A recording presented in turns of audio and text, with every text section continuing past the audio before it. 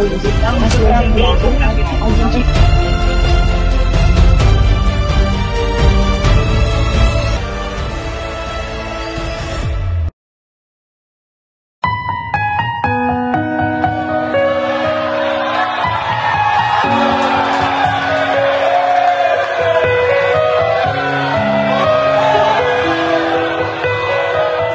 Os estágios, o momento que estamos passando.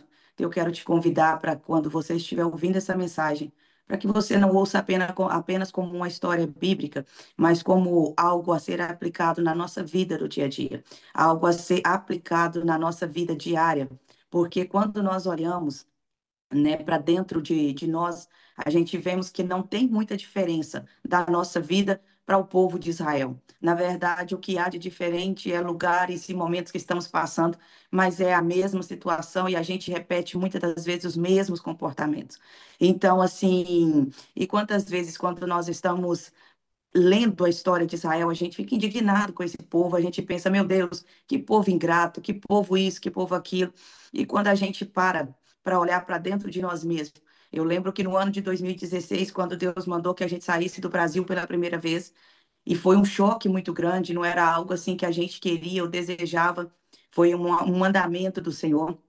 E quando cheguei ali diante de todas as diversidades de problemas que havia para enfrentar pela frente, o meu coração ele se atribulava muito. E Deus me levou a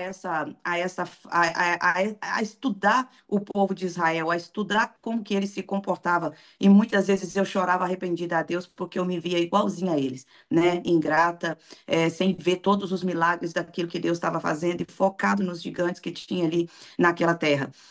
Mas só que naquela época Deus não me deu a clareza que Ele me deu há um tempo atrás. Então eu quero falar sobre as três fases de Israel e as lições que a gente pode tirar com essa história para a nossa vida agora, para a nossa vida atual. E a primeira fase que o povo de Israel vivia era uma fase de escravidão.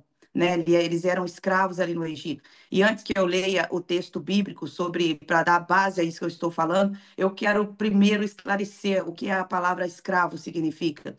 Porque quando nós pensamos, às vezes, em escravos, a gente pensar só naquela mentalidade onde tem um governo, onde tem um senhor feudal que está ali dominando os seus escravos, a gente não vai conseguir, às vezes, pegar essa mensagem e trazer ela para aplicar na nossa vida diária.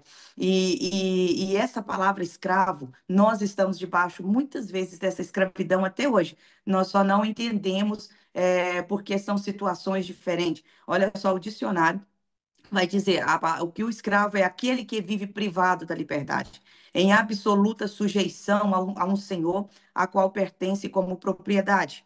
O segundo destaque é que aquele que encontra dominado pela vontade de outra, por uma paixão, por um vício ou por uma força moral. Olha só, quantas pessoas estão dominadas pela dependência emocional de outras pessoas, é uma escravidão. Se você é aquela pessoa que não consegue viver sem a outra, seja parceiro, marido, mulher, seja a amizade, seja a mãe, seja o pai, seja o filho, se você não consegue viver sem essa pessoa, se falar, gente, não tire de perto de mim porque eu morro, e aqui eu estou dizendo de filho adulto, né? Não estou falando de criança, mas se você é aquela pessoa que diz, não, meu filho não pode morar longe, tem que morar aqui do meu lado, não pode viver longe de mim porque eu morro, eu dependo do meu filho, eu dependo disso, eu dependo daquilo, aquela amizade, meu Deus, eu tenho que ver essa amiga todo dia, enfim, seja qual for, seja o marido, seja a esposa, todas essas situações muitas das vezes acontecem porque nós estamos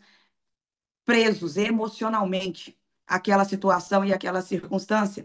E quando nós estamos debaixo dessa prisão emocional, nós somos escravo dela. Se você é aquela pessoa que só vive sentindo rejeitado, vive com tantos problemas emocionais, lá embaixo, a pior de todas, não sei o que, você é escrava dessa emoção. Então, assim, se você é aquela pessoa que trabalha muito, aqui também diz, aquela pessoa que trabalha demais, que está concentrada no trabalho o tempo todo, você é escravo do seu trabalho, não consegue desconectar o trabalho da vida.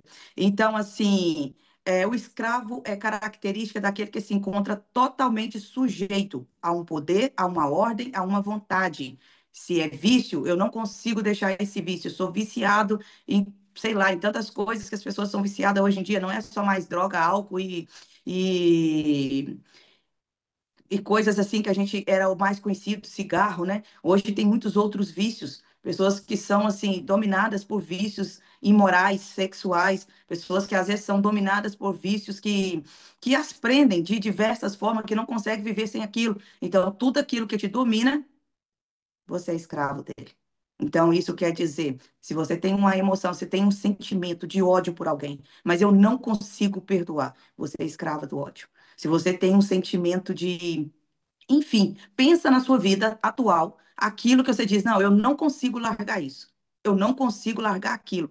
E vai se identificando, porque nessa manhã Deus ele vai falar conosco, porque ele não quer que você saia daqui se sentindo mal, para baixo. Não, ele quer que você saia daqui determinado que a partir desse momento você não mais terá uma vida de escravidão, porque ele é o Deus que liberta. É o Deus que quando nós clamamos e nós falamos, Deus, eu não consigo, porque uma das coisas que a gente vai ver aqui que na fase da escravidão é esse sentimento de impotência. Mas quando nós voltamos para o Senhor e falamos, Deus, eu não consigo, e nós começamos a orar, assim como Deus levantou Moisés, ele levanta também alguém para nos ajudar a sair daquele estado de escravidão. Basta que a gente tenha consciência de que nível nós estamos, de que fase nós estamos passando e clamamos ao Senhor, porque Ele vai ser aquele que vai nos dar a vitória. Então vamos ler aqui em Êxodo, capítulo 1, versículo 13, para começar, né, a nossa reflexão com base no povo de Israel.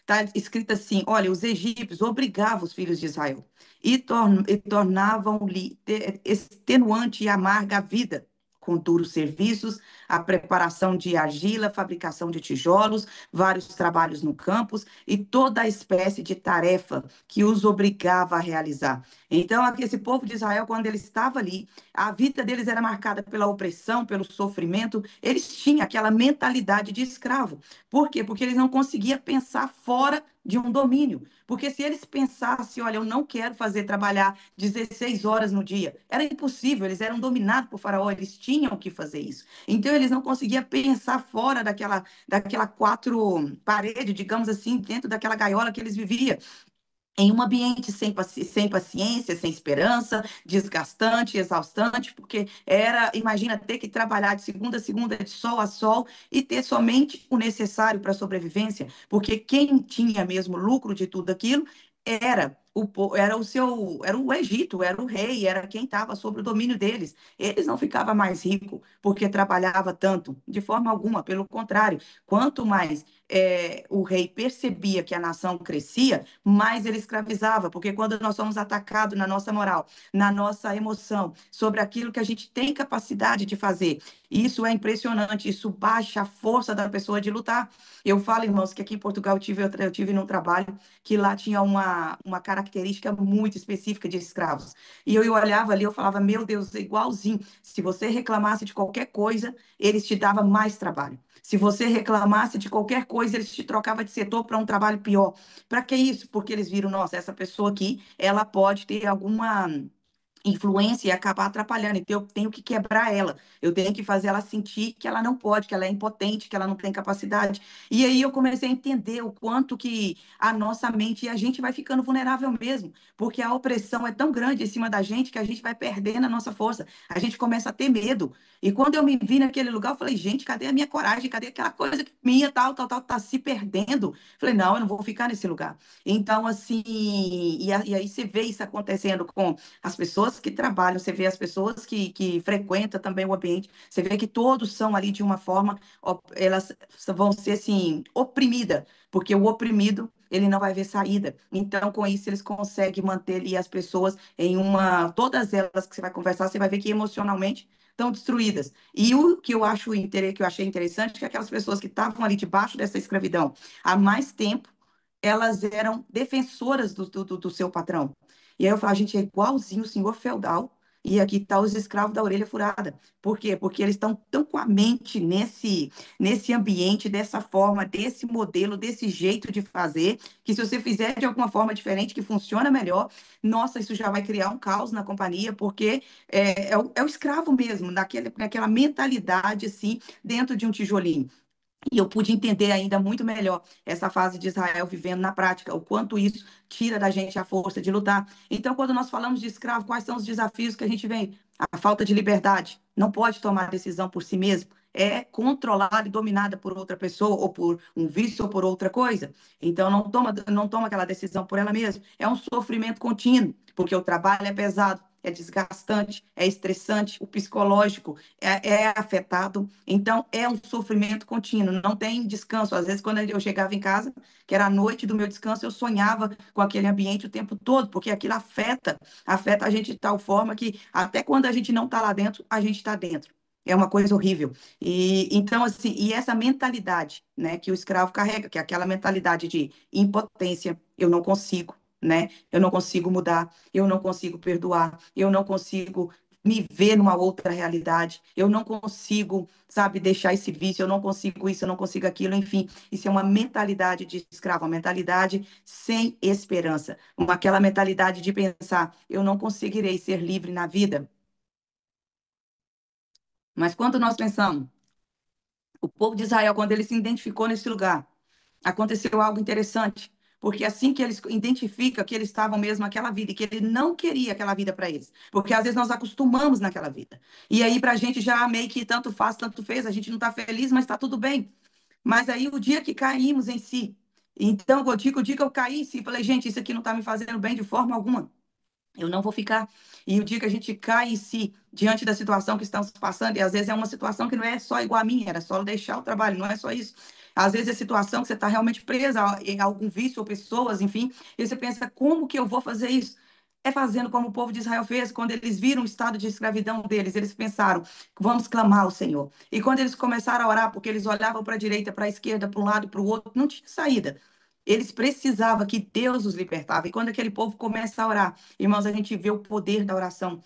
Em Êxodo 2, 23 a 25, vai dizer assim: E aconteceu que depois de longo tempo, o rei do Egito morreu. E os filhos de Israel gemeram por causa da servidão e clamaram a Deus, e o seu clamor subiu por causa da servidão. E ouviu Deus o seu gemido, e lembrou-se de sua aliança com Abraão, com Isaque e Jacó. E viu Deus os filhos de Israel, e teve Deus o conhecimento deles. Olha só, quando o povo de Israel começa a clamar, é que Deus vai parar, olhar para aquela nação e vai lembrar daquilo que ele tinha prometido a Abraão, a Isaac, aos seus antepassados. E ele fala: Olha, eu tenho que descer nessa, eu preciso parar, ouvir eles, dar atenção ao gemido deles e libertar eles desse lugar. Então, o que que vai acontecer aqui em Êxodo 3:7? Olha que tremendo, o poder da nossa oração. E Satanás, ele quer tirar da nossa mente. Irmãos, teve uma mãe dizendo para mim assim: Olha, alguém me entregou uma revelação a respeito do meu filho, e ela disse, mas eu já orei e o laço foi quebrado. Ela disse assim, mas eu fiquei confusa. Quem somos nós? Deus não precisa da minha oração para livrar meu filho. Olha o que o diabo tem colocado na nossa mentalidade. Ah, Deus não precisa da minha oração para livrar meu filho. Ele é autossuficiente, ele é poderoso. É uma prepotência eu pensar que a minha oração vai mudar alguma coisa na minha vida. Eu fiquei assim chocada quando eu vi aquela visão dela. Eu falei, mas eu estou gostando de ouvir o seu lado aí, por quê? Porque às vezes a gente não entende como, em tantos desafios, a gente ainda está tão distraído com a oração. E Satanás tem usado todas as artimanhas, as setas necessárias, para a gente pensar o quê? Que não é necessário a gente orar. Não é necessário a gente clamar, porque nós temos um Deus que é soberano. Isso é fato, ele é soberano, mas olha só, Deus para ouvir, para ver o nosso gemido quando nós oramos. E olha só, aqui em Êxodo 3, o 7 até o 9. E disse o Senhor: Certamente vi a aflição do meu povo que está no Egito, e ouvi o seu clamor por causa dos seus exatores, porque conheço as suas dores, e desci para livrar-os da mão do Egito e para fazer subir daquela terra para uma terra bem larga, uma terra que mana leite e mel. Isso aqui é o Senhor, quando ele visita Moisés, ele vai dizer para Moisés: Olha, eu vi o clamor do meu povo, eu vi e desci para livrar eles. E aí Deus começa ali a falar com Moisés para que ele fosse o libertador daquele povo. E aí nós vamos ver todos os desafios que o povo de Israel passou para sair da escravidão do Egito, né? Deus fez muitos milagres, foi muita luta, muita peleja para eles mudar de fase.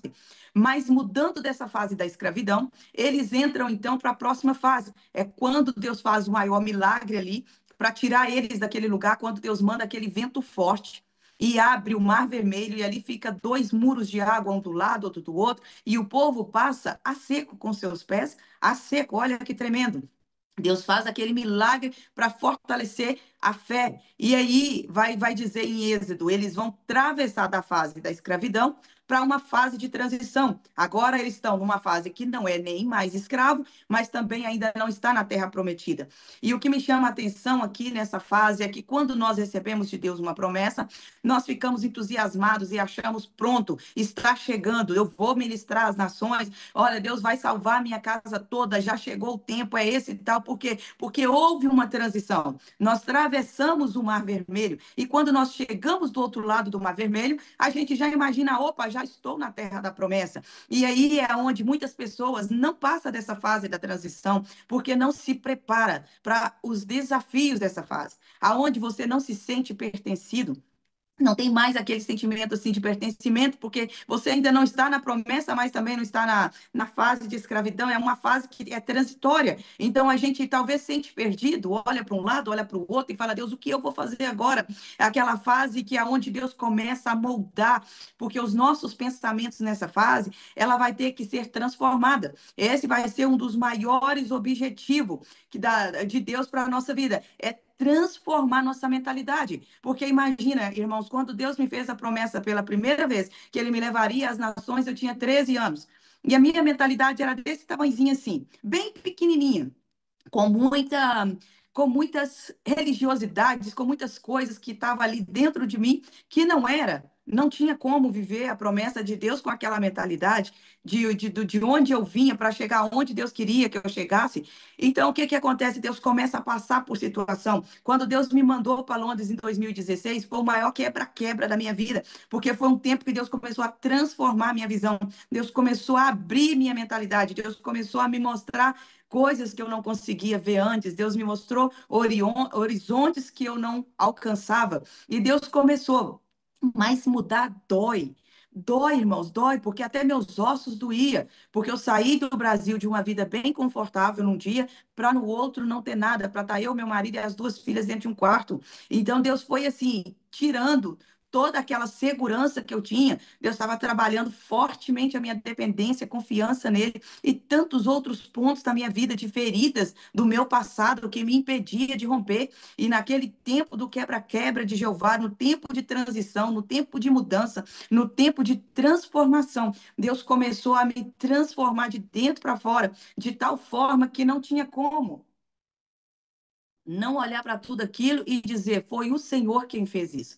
Foi o Senhor quem fez isso, porque jamais eu poderia viver tanta mudança se não fosse Deus ali me dando todo o suporte. Mas entenda, nessa fase de transição, Deus vai te dar pessoas para ser o suporte necessário para você.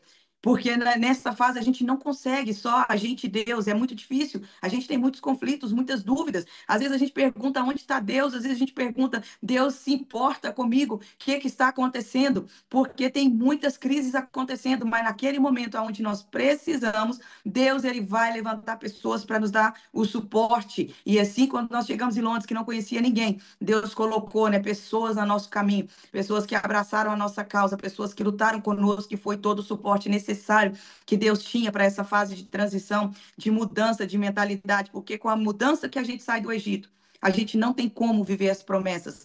Olha só para vocês verem, nesta mudança, aqui, quando a gente vai ver o povo de Israel viveu esse milagre, atravessou o Mar Vermelho, viu que o Deus que estava prometendo era um Deus que era fiel para cumprir. Eles já Olha tinham só. começado a entender aí a grandeza de Deus. E nesse tempo, eles chegam nessa fase aí dessa transição, eles começam a reclamar porque não tinha comida. E eles começam a reclamar que não tinha comida do Egito, né? Olha só, em Êxodo 16, 12. Deus vai falar: eu vi a murmuração dos filhos de Israel. E diz-lhe, pois, que ao crepúsculo comereis carne, e pela manhã vos fartareis de pão, e sabereis que eu sou Yahvé, vosso Deus. No final daquela tarde, cobriram o acampamento, e no dia seguinte, não, no final daquela tarde, um grande bando de cordona. Era tantas aves que cobriram o acampamento. E no dia seguinte, ao alvorecer, havia camada de orvalho ao redor do acampamento. Então, olha só. Deus ouviu o povo reclamando que queria comer carne, que queria, né? Porque lá no Egito, quem dera eu se eu tivesse morrido lá perto das panelas do Egito, onde tinha carne, não sei o quê. Deus falou: ah, vocês estão querendo carne? Porque o maná já estava vindo do céu para eles. Olha só, eles saíram dessa mentalidade, eles saíram lá da escravidão, que eles tinham só o necessário. Nessa fase de transição, eles continuam tendo só o necessário. Eles não tinham fartura aqui também, não. Era só um necessário. Só que na fase da escravidão, eles trabalhavam para ter. Aqui nessa fase da transição, Deus dava para eles de graça. Caía do céu. Era o maná de Deus, era Deus trabalhando. Olha, o justo eu estou cuidando enquanto dorme. Então, assim, era Deus ali mostrando para eles: olha, vocês podem confiar, eu sou o teu pai. E nessa fase, aonde eles estavam ali passando por vendo esse milagre de Deus de receber comida de graça, para eles foi talvez a maior crise. Eu lembro que quando eu estava em Londres, a mesma coisa aconteceu comigo. Eu fui tão amada pela casa que eu estava, tão servida, tão abençoada. Eu falava: Deus, mas eu não fiz nada para merecer isso. E Deus falava comigo assim: não é sobre você. Não é você fazendo. Entende? Não é porque eu estou fazendo, não é porque não é merecimento, é graça. E Deus começou a trabalhar isso, por quê? Porque a gente quer receber de quem a gente já fez, porque tipo, a gente vai se sentir confortável, porque é tipo uma colheita daquilo que a gente já plantou. Mas receber de uma forma que a gente nunca fez nada, às vezes é constrangedor. E ali está esse povo e ele começa a dizer: era melhor ter morrido lá na escravidão, nessa fase, e começa a reclamar, mas ainda assim Deus começa a fazer os milagres. Para quê? Para trazer neles essa mudança de mentalidade. Uma mudança, né, de onde eles estavam sobre a escravidão do Egito, para viver a dependência de Deus e viver os milagres, e eles estavam ali numa fase de reconstrução para ter uma nova vida, para ter um novo destino a partir daquilo. E assim Deus faz com a gente. Quantas vezes nós somos surpreendidos pelo amor de Deus. Quantas vezes Deus nos para e Ele nos cerca com o amor dele, e a Bíblia diz que o amor do Senhor nos constrange. Mas quantas vezes nós não queremos esse amor, porque nós achamos: Deus, eu não fiz nada para isso. E aí, quando nós ficamos cegos diante da situação, achando que não merecemos, o que está acontecendo comigo? Esse sentimento que vem para a nossa vida, ele nos leva muitas vezes a um sentimento que era melhor estar lá onde a gente fazia por merecer. Era melhor estar lá naquele lugar que eu trabalhava para ter comida à mesa. Era melhor estar lá naquele lugar onde eu fazia para receber alguma coisa em troca, porque isso leva a gente para murmuração. E aí a gente começa muitas vezes a murmurar e falar: Deus, para que o Senhor tirou a gente do Egito? Né? Em Êxodo 16:3 vai dizer: e os filhos de Israel clamaram a Moisés: antes fôssemos mortos pela mão de Yahvé na terra do Egito, quando estávamos assentados próximo às panelas de carne e podia comer pão à fartura. Evidentemente nos trouxesse a este deserto para nos matar, para fazer a gente morrer de fome. Então, assim, o povo precisava depender, sabe, da confiança, de confiar em Deus, depender, sabe, nessa fase de falar: Deus, não é mais eu, é o Senhor que vive em mim, não é mais eu fazendo nada, mas é o Senhor fazendo por mim. E aí talvez você fala: não, mas é claro que a pessoa tem que trabalhar, vai falar muito do trabalho. Eu não estou dizendo aqui que a gente não trabalha, não é isso. Eu estou dizendo que Deus trabalha a dependência nele, e às vezes naquele momento da dependência Deus vai nos parar, e não é para sempre. O povo de Israel, nessa fase, eles não estavam trabalhando, mas não era para sempre. Era uma fase que eles estavam atravessando o deserto. Era uma fase de mudança de mentalidade. E quanto tempo essa fase dura? Depende de mim e de você. Quanto tempo nós demoramos para aprender o que Deus quer nos ensinar? Quanto tempo nós demoramos para libertar dessa mentalidade de escravo? Quanto tempo nós estamos demorando para entender o chamado de Deus na nossa vida? Quantas vezes Deus fala: ora mais, busca mais, consagra mais. E nós começamos bem e começamos a buscar o Senhor, mas nós buscamos 7 dias, há um mês, e aí a gente fala: mas não aconteceu nada. E aí a gente desmotiva e para. Essa falta de constância nossa no propósito de Deus faz com que a gente não viva o milagre, faz com que a gente não vive a promessa dele para a nossa vida. Deus, ele é o maior interessado a nos levar a esse lugar da promessa. Deus, ele é o maior interessado a nos levar dessa fase do Egito para a promessa, mas nessa transição, se a gente não for transformado, a gente vai chegar lá no lugar da promessa e vai fazer muita besteira, e vai fazer muita gente, às vezes, cair para quem tem um chamado de ministrar, de louvar, de, enfim, imagina uma pessoa que atravessou da fase de escravo sem mudar a mentalidade na fase da transição, quando chegar na promessa, irmãos, começa a falar bobagem, começa a perder a fé em Deus, começa a acreditar em si mesmo, cai nos terríveis pecados que levam muita gente atrás. Então, nessa fase, Deus quer transicionar o nosso pensamento. Deus quer nos preparar para viver essa promessa, aonde nós vamos entender que tudo é Deus. Se nós temos comida à mesa, é Deus. Se nós temos trabalho, é Deus. Se nós estamos falando com pessoas, é Deus. Se nós estamos aqui nessa manhã é por Deus. Se nós estamos no destino, a terra prometida, que é os céus, é Deus. Se nós estamos vivendo no processo do cumprimento de uma promessa de Deus na nossa vida, é Deus. Se Deus nos prosperar, é Deus que está fazendo. Não é nada sobre nós. Aí o nosso coração se rende diante do Altíssimo. E aí a gente se prostra diante dele. E aí a gente entende que é sobre ele o tempo todo. E aí o nosso orgulho nunca vai nos derrubar. Não vai ter esse orgulho, porque nós vamos estar levando ele ao pé da cruz, porque uma pessoa que ora, uma pessoa que jejuma, que tem uma vida de clamor, ela está aqui, ó, tão focada em Jesus, ela anda olhando para Jesus, que ela não está dando atenção às coisas que estão à sua volta. Ela está olhando para Jesus, o que Jesus está mandando fazer, o que Jesus está me levando a fazer, o que que Jesus está me direcionando nessa jornada, qual que é o que que Jesus está fazendo? Ela não está prestando atenção nas calúnias e também nos elogios, porque tanto um quanto o outro é perigoso. Tanto um quanto o outro derruba. Ela está focada, olha, se me elogiou Jesus, esse é um bom incentivo. Eu estou fazendo o que te agrada. Está tocando o coração, está alcançando vidas. Se me criticou, Jesus, o Senhor foi criticado. Uma árvore que não dá fruto, ela não recebe crítica. Mas se eu estou aqui no Senhor, em obediência, se essa crítica, ela é uma calúnia, Tiago vai dizer, bem-aventurados sois, quando por causa de Jesus vos caluniares, vos maltratares, dizer tudo quanto é tipo de mal contra vós, bem-aventurados sois. Então, querido, se nós estamos com os olhares em Cristo, a crítica não nos para, o elogio não nos derruba, porque a gente tem um foco, a nossa mentalidade foi transicionada, nós entendemos, é sobre Ele, é para Ele, é por Ele, são todas as coisas. Não é só uma, não é só duas, são todas as coisas. É por Ele. E aí o Senhor pode nos levar a viver coisas maiores. E aí o povo vai para a terceira fase, o povo de Israel. E essa terceira fase, onde eles vão atravessar o Jordão, está aqui no livro de Josué, no capítulo 13, até não, deixa eu só confirmar, 13, o 14 ao 17. Deus vai dizer, eles vão atravessar o Jordão para entrar na terra prometida. Aí tinha só mais um desafio, porque o Rio Jordão também precisava ser aberto. E Deus direciona sobre tudo o que tinha que fazer para atravessar esse Jordão. E olha só, a obediência nessa fase da promessa é muito importante. Em todas elas são importantes, mas na fase da promessa, aonde nós estamos vivendo a promessa, essa obediência ela tem que estar assim, sabe, muito o nosso ouvido com a voz do Senhor tem que estar muito afinado. Olha só, a obediência é o principal chamado de Deus para Israel, a terra da promessa. Era para viver de acordo com a palavra. Olha o que vai dizer em Josué 1:7.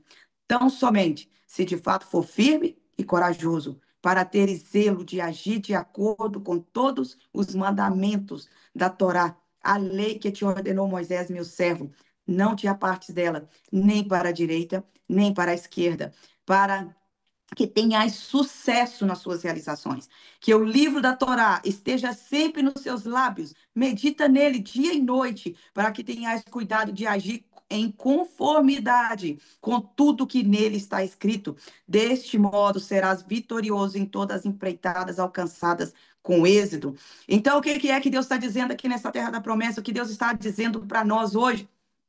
Quando nós recebemos a promessa, chegamos naquele lugar que Deus prometeu, recebemos a prosperidade que Deus falou, recebemos aquilo, nós ficamos deslumbrantes e às vezes nós relaxamos na nossa vida com Deus, nós relaxamos de ler a palavra do Senhor dia e noite, nós relaxamos da nossa vida de oração e aí nós começamos a ficar distante e nós vamos ver isso na vida do povo de Israel. Isso vai acontecer várias vezes. O povo de Israel desobedecia, eles começavam a perder tudo, virava escravo na terra da promessa. Quantas vezes nós estamos escravos na terra da promessa, aonde Deus nos chamou para ser livre? Desculpa, quantas vezes nós estamos sendo escravos na terra da promessa? E o pior é que nós voltamos para Deus e dizemos: Deus, aonde o Senhor está? Deus, aonde está a promessa que o Senhor me fez? Deus, o Senhor me trouxe de tão longe para chegar até aqui e não viver aquilo que o Senhor prometeu. E aí Deus vai e revela: olha, tem um Acã que está aí no meio da tribo, que o povo de Israel, eles vencem ali algumas guerras. E aí conquista, foi uma maravilha, todo mundo feliz. Mas aí Deus tinha falado: não pega nada, não pega nada dessa tribo, nada. E aí o que, o que esse Acã faz? Pega. Pega uma coisinha, pega outra coisinha, e ele esconde dentro das suas coisas. Israel começa a perder. E até mesmo Josué vai questionar Deus. O Senhor nos fez atravessar o Jordão para morrer aqui. O Senhor nos fez atravessar o Jordão para pararmos aqui. Deus, Senhor, está. E Deus começa a falar com Moisés, com Josué. Olha, tem alguém aí que está em desobediência. Todo o povo estava ali perdendo a guerra porque tinha alguém em desobediência. E Deus revela. Quando Josué está ali prostrado, ele ficou o dia todo. Depois lê lá em Josué, que vocês vão ver, capítulo 6. E ele sem força ali chorando, passou o dia debruçado com o rosto em terra. E aí Deus pega e fala com ele: para que você está aí lamentando? Levanta e vai pelejar. E quando ele levanta, ele começa a ver. Deus revela para ele. Nós precisamos nos colocar de pé, irmãos. Quando nós nos prostramos diante da situação, quando nós nos prostramos diante do problema, quando nós nos prostramos, eu lembro perfeitamente o dia que eu prostrada, chorando, lamentando: Deus, eu não aguento mais lutar com as minhas filhas, eu não aguento mais uma, eu penso que eu venci uma luta, vem outra, e eu chorava sentado naquele vaso, e Deus falou: para que você está lamentando? Levanta e vai guerrear. E eu sei que naquele dia eu levantei daquele banheiro e fui com o óleo ungido, assim, para casa e declarando e clamando. E Deus mudou a minha mentalidade. Foi algo sobrenatural, um renovo do alto veio sobre a minha vida. Queridos, e quantas vezes nós estamos prostrados diante do problema? Quantas vezes nós estamos prostrados diante de um filho que se rebelou, tá talvez numa situação terrível, passando por momentos difíceis, e nós estamos lamentando, nos acabando emocionalmente, nós estamos sentindo a pior pessoa do mundo, sentindo culpada, sentindo que foi por nossa causa que isso aconteceu. E Deus, ele não quer saber da nossa culpa, ele quer saber do nosso clamor. Enquanto nós estamos ali nos sentindo culpado, lamentando, nós tornamos um com o problema. Mas quando nós nos levantamos, Deus revela aonde está aquele problema. Deus revela e Deus nos mostra: olha, se há alguma coisa que foi feita de forma errada, Deus nos leva a pedir perdão para os nossos filhos, porque nós não somos perfeitas, não somos perfeitos. E muitas vezes aquele pedido de perdão vai quebrar aquilo que no mundo espiritual estava travando nossos filhos. E a gente tem humildade, a gente tem a sensibilidade de ouvir a voz do Senhor. Mas o povo de Israel, ele obedecia, vivia os milagres, vencia as guerras. Quando eles desobedeciam, novamente eles distanciavam do Senhor. Eles viravam escravo na terra da promessa. Eles viravam escravo dos seus inimigos, que era para eles conquistarem aquelas terras, e eles acabavam sendo escravo deles. E Deus já tinha dado a ordem, Deus não tinha mudado. O que mudou era o comportamento do povo. O que muda em nós não é o que Deus prometeu sobre nós, é o nosso comportamento. Muitas vezes nós mudamos. E eu queria agora que você pensasse em qual fase você está. Você está ainda naquela fase de escravidão? Tem alguma coisa que está te prendendo? Está na fase de transição, onde talvez você está se sentindo perdido, sem saber o que fazer?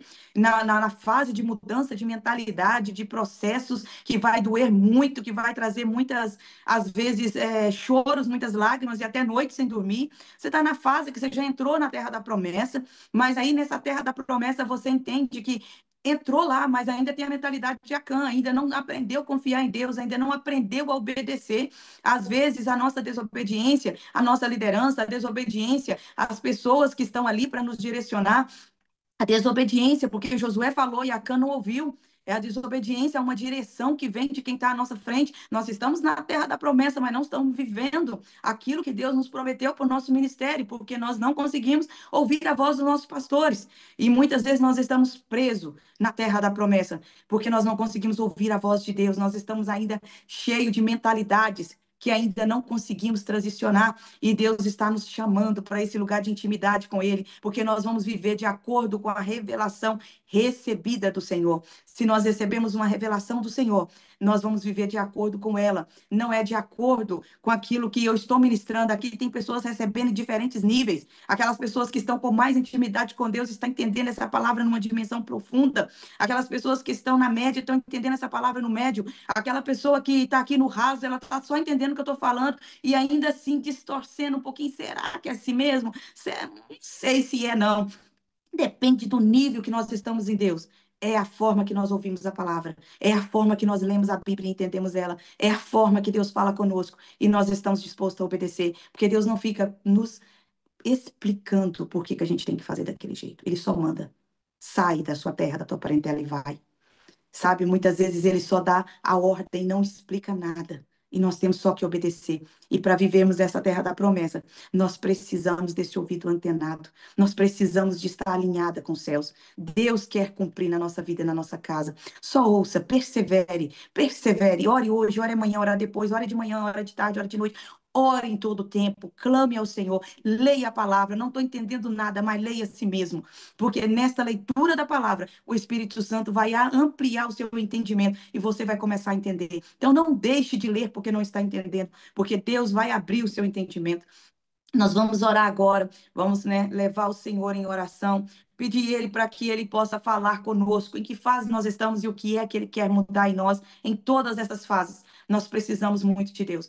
Todas essas três fases, seja no tempo da escravidão, nós temos que clamar para que Deus mande um libertador. Seja no tempo de transição, nós temos que clamar para que o Espírito Santo nos dê força, para que nós sejamos transformados. Seja na terra da promessa, nós temos que orar para que nossos ouvidos estejam antenados à voz do Senhor e que nós venhamos obedecer tudo aquilo que Ele tem nos direcionado, porque Ele é um bom Pai e tem o melhor para nós. Então vamos orar? Paz do Senhor, estou aqui para falar um pouquinho do projeto Mães e Filhos que Oram. E talvez você esteja perguntando, mas o que é o Mães e Filhos que Oram? O Mães e Filhos que Oram nasceu no ano de 2019 em Londres, com o objetivo de conectar o coração de mães e filhos a Deus através da oração, restaurando o altar do Senhor dentro da nossa casa. Nós temos devocionais e oração na plataforma do Zoom de segunda a sexta. Siga-nos na página do Instagram para você ter todas as informações e não ficar de fora. Que Deus fortaleça a sua vida de oração em família, porque é para isso que nós estamos aqui. Esperamos por vocês.